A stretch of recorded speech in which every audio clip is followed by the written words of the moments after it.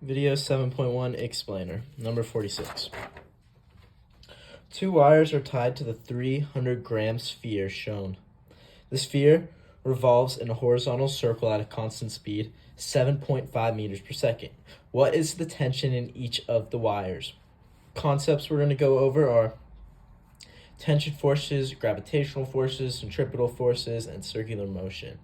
I want you to notice here, this is the diagram. It's 1 meter between the top of the tension, so the middle would be 0.5 each. Each of these lengths are 1 meter, and the ball is going around in a circle.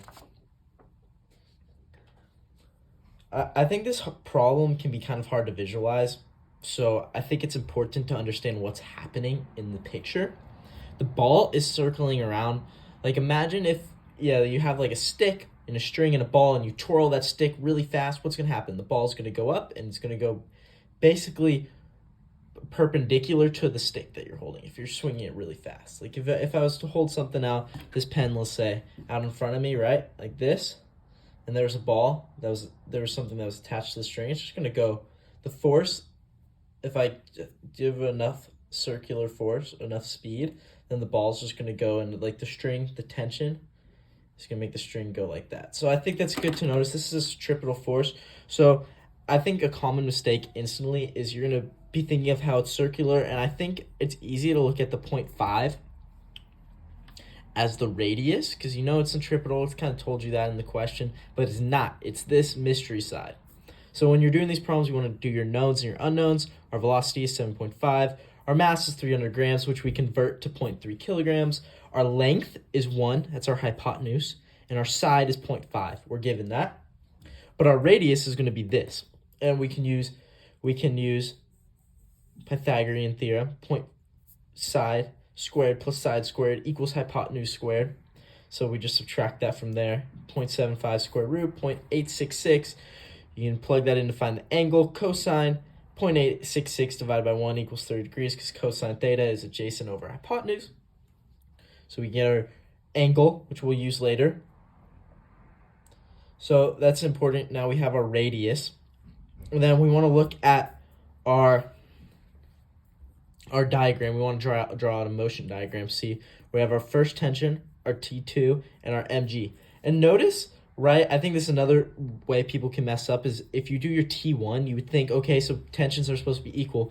But the tension 1, like the force of the stick is going to be acting equal tension onto the ball, and it's going to be acting, the tension of the ball is going to be acting back on to the stick. Not that these tensions are necessarily going to be equal, because if they're equal, right, then mg is going to be going down, and there's going to be more force of the ball. It's not going to be equally taut in the ball.